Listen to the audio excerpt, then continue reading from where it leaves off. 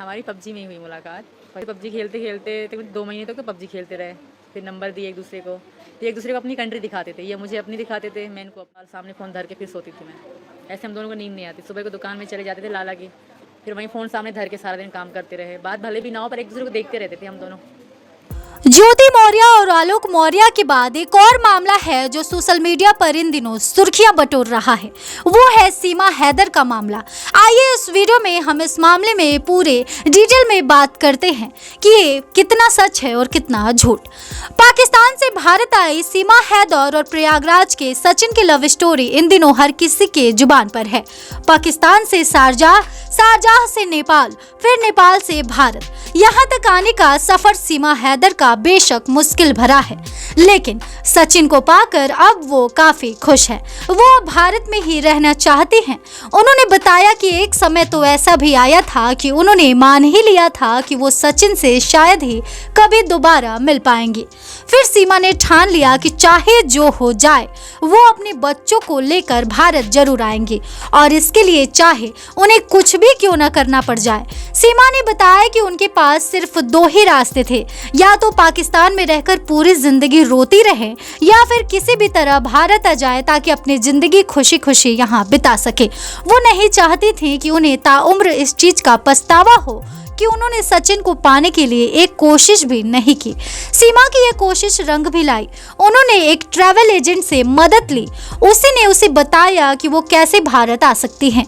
मार्च में तो पहले ही सचिन और सीमा नेपाल में मिल चुके थे। दोनों एक साथ 7 दिन नेपाल में रहे भी थे। सीमा पहले ही भारत आ जाना चाहती थी, लेकिन उस समय उनके पास उतने रुपए नहीं थे। चारों बच्चों समेत शारजाह से नेपाल आने के लिए उन्हें 12 लाख रुपयों की जरूरत थी, और उनके पास सिर्फ 8 लाख रुपए ही थे, जिसमें से 3 लाख रुपए नेपाल ट्रिप में खर्च हो गए थे। सचिन ने भी पैसों का जुगाड़ करने की कोशिश की, लेकिन पैसों का जुगाड़ नहीं हो पाया। फिर मई में पता चला कि फ्लाइट टिकट सस्ते हो गए हैं। उसने फिर जल्दी टिकट बुक की और फिर 11 मई को टूरिस्ट वीजा पर बच्चों के साथ नेपाल के काठमांडू आ पहुंची। काठमांडू से पोखरा वो एक प्राइवेट गाड़ी के जरिए पहुंची। फिर उसने पोखरा से दिल्ली चलने वाली एक प्राइवेट बस बुक की। कुल 28 घंटे का सफर करके फिर वो यमुना एक्सप्रेस वे के फुलेरा कट के पास उतर गई। सफर के दौरान वो अपने प्रेमी सचिन को पूरा अपडेट देती रही। फिर जब वो फुलेरा कट के पास उतरी तो सचिन पहले से ही वहां मौजूद था। फिर वो उन्हें लेकर ग्रेटर नोएडा के रबुपुरा इलाके में पहुंचा। यहाँ उसने दोस्त की मदद से किराए का मकान लिया। मकान का किराया 2500 रुपए प्रति महीना था। मकान मालिक गिरिजेश ने बताया कि सीमा और सचिन उनके पास 13 मई के दिन आए थे। दोनों ने बताया था कि उन्होंने कोर्ट मैरिज की है, इसलिए मकान मालिक ने भी उन पर भरोसा करके उन्हें वो मकान सौंप दिया। सचिन वहीं पास में किराने की दुकान पर काम करता था। वहीं सीमा अपने बच्चों के साथ घर में रहती थी। पड़ोसियों ने बताया कि वो किसी से भी बात नहीं करती थी, बस अपने में ही रहती थी, इसलिए किसी को भी उस पर शक नहीं हुआ। कुछ दिन तक तो सब कुछ सही चलता रहा। बता दें कि सचिन के घर वालों को भी इसकी जानकारी थी। उसने पहले से ही उन्हें सीमा के बारे में बता रखा था, लेकिन तभी कहानी में ट्विस्ट आया। दरअसल सीमा चाहती थी कि सचिन उससे लीगल तरीके से शादी करे, इसलिए दोनों ने एक वकील को हायर किया। वकील ने इसके लिए 30 जून की तारीख तय की। कोर्ट मैरिज की चाह ने ही सीमा को पकड़वा दिया। जब 30 जून को दोनों कोर्ट मैरिज के लिए बुलंदशहर पहुंचे तो वकील ने उनसे डॉक्यूमेंट्स मांगे। जैसे ही वकील ने देखा कि सीमा पाकिस्तान की रहने वाली है तो उन्होंने कहा कि वो ये शादी नहीं करवा सकते, क्योंकि ये कानून के खिलाफ है। इसी के बाद जैसे ही पुलिस को इसकी सूचना मिली तो वो सीमा के और सचिन के तलाश में जुट गए।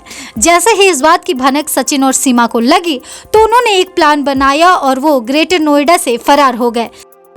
लेकिन पुलिस ने सर्विलांस टीम की मदद से दोनों की लोकेशन को ट्रेस किया और जल्द ही वो दोनों गिरफ्तार कर लिए गए। फिलहाल कोर्ट ने दोनों को जमानत पर रिहा कर दिया है, लेकिन अभी भी इस मामले में कानूनी कार्यवाही जारी है। सीमा अब यही भारत में रहना चाहती हैं, तो वहीं उसका पहला शौहर चाहता है कि वो वापस लौट आए। सीमा का कहना है कि वो पहले पति गुलाम हैदर के साथ नहीं रहना चाहती, बल्कि सचिन के साथ ही उसकी पूरी जिंदगी पत्नी बनकर रहना चाहती हैं। हमारी पबजी में ही हुई मुलाकात। फर्स्ट टाइम तो हम साथ में गेम खेलते थे वहीं में। अचानक एक बार अचानक से आ जाते हैं, कहीं सऊदी का भी होता है, इंडिया के, पाकिस्तान के, सब मिलके ही खेलते हैं, 4-4 लोग खेलते हैं। तो हम ये अचानक से अपने दोस्त के संग खेल रहे थे, तो ये 2 आ गए हमारे साथ। तो उसे पबजी खेलते खेलते तकरीबन 2 महीने तक तो पबजी खेलते रहे। फिर नंबर दिए एक दूसरे को, तो एक दूसरे को अपनी कंट्री दिखाते थे, ये मुझे अपनी दिखाते थे, मैं इनको अपनी दिखाती थी। कोई बारात जाए, कुछ भी हो जाए, ये मुसलमान है, ये हिंदू हैं, ये दिखाए, मैं भी उनको मुसलमान वहाँ के हिंदू दिखाती थी। जैसे जैसे हमारी वीडियो कॉल चलती थी, एक दूसरे को अपनी सिटी, मतलब इंटरेस्ट इस तरह बढ़ा कि इंडिया का है, मैं पाकिस्तान में भारत वाले से बात कर रही हूँ, ये बड़ी खुशी होती थी मुझे वहाँ पे। तो इनकी मतलब शहर देख के भी सेम है, तो अच्छा सा लगता था। तो हमारा इंटरेस्ट बढ़ता गया, बात चलती गई तो आदत सी बनने लगी। फिर तो पहले दिन में होती थी, फिर तो रात में भी होती थी। सो तो कॉल चला के सो, वीडियो कॉल, सामने फ़ोन धर के फिर सोती थी मैं। ऐसे हम दोनों को नींद नहीं आती। सुबह को दुकान में चले जाते थे लाला की, फिर वहीं फ़ोन सामने धर के सारा दिन काम करते रहे। बात भले भी ना हो पर एक दूसरे को देखते रहते थे हम दोनों। इस तरह बढ़ते बढ़ते फिर हमने 21 में तैयारी करी कि भाई मिलना है। तो इनका पासपोर्ट था नहीं, ना मेरा पासपोर्ट था। मेरा पहले पासपोर्ट नहीं था, मैंने यहाँ आने के लिए पासपोर्ट बनवाया अपना बच्चों का। पहला पासपोर्ट मेरा खारिज हो गया, वो सीमा नाम था उसमें, खाली कंप्लीट नाम मेरा नहीं लिखा गया, तो उसमें मेरा वीज़ा नहीं लगा नेपाल का। फिर दोबारा मैंने पासपोर्ट बनवाया सीमा गुलाम हैदर के नाम से, उसमें मेरा वीज़ा लग गया। फिर ये मतलब इनका पासपोर्ट नहीं था, इन्होंने काफ़ी बार पैसे भी दिए पासपोर्ट वाले को, उन्होंने बना के ना दिए। 100 कागज़ बताते ये ले आओ, ये ले आओ, ये ले आओ, तो समय पे समय लगता जा रहा था। तो मैंने कहा तुम आ जाओ। फिर नेपाल का पता पड़ना है, नेपाल में इंडियन मतलब ऐसे आ सकते बगैर वीज़ा। तो मैंने कहा तुम नेपाल आ जाओ, हम वहीं मिलेंगे। तो ये तो पता आधार कार्ड, पैन कार्ड इस तरह चेक करते हैं, पर जब ये आए तो कुछ भी इतना चेकिंग नहीं हुई। जब आए गए ना आराम से छोड़ देते हैं। तो फिर तब से हमारे दिमाग में बैठे कि हम दोबारा भी यहीं से आएंगे हमेशा के लिए इंडिया। तब से बैठी। तब हमने शादी भी करी थी 13 मार्च को। फिर 17 मार्च में रिटर्न चली गई वापस। बच्चे वहीं मेरी चाची के पास थे। तो दोबारा अब मैं आई 10 मई को वहीं से निकले, 13 को इंडिया पहुँच गए 3 दिनों के अंदर। सीमा ने बताया कि हाल ही में उन्होंने नेपाल के मंदिर में हिंदू रीति रिवाज के मुताबिक शादी कर ली थी, फिर भी अब वो यहाँ सचिन के साथ कोर्ट मैरिज करेंगी। उसने यूपी के सीएम योगी आदित्यनाथ से गुहार लगाई कि उसे पाकिस्तान वापस न भेजा जाए, क्योंकि अगर वो पाकिस्तान गई तो उसे वहाँ मार डाला जाएगा। अब वो हमेशा के लिए सचिन के साथ ही रहना चाहती हैं। वो भारत में ही अपना जिंदगी बिताना चाहती हैं और वो भारत में ही अपना आखिरी सांस लेना चाहती हैं। वहीं दूसरी तरफ सीमा के पहले पति गुलाम हैदर ने पीएम नरेंद्र मोदी से गुहार लगाई है कि उसकी पत्नी सीमा और बच्चों को वापस पाकिस्तान भेजा जाए, जबकि सीमा का कहना है कि गुलाम से वो 4 साल से अलग रह रही हैं। शादी के बाद से ही वो उसके साथ मारपीट करता था, कई बार उसने उसके चेहरे पर मिर्च पाउडर तक फेंका है। वो उसके साथ बिल्कुल भी नहीं रहना चाहती। बहरहाल देखना ये होगा कि इस मामले में आगे क्या होता है। क्या भारत सरकार उसे पाकिस्तान भेज देता है या फिर भारत में ही रहने का इजाजत दे देता है। अब आपको इस वीडियो पर क्या लगता है, हमें कमेंट सेक्शन में जरूर बताएं। अब आप खुद ही सोचें कि इस मामले पर कौन सा फैसला सही होगा। क्या वाकई में सीमा को भारत में रहने की इजाजत देना सही होगा या फिर उसे वापस पाकिस्तान भेजना सही होगा। जो भी आपको लगता है हमें कमेंट सेक्शन में जरूर बताएं और इस तरह के तमाम लेटेस्ट अपडेट्स से जुड़े रहने के लिए करारा न्यूज़ डे एंड नाइट को सब्सक्राइब करना ना भूलें।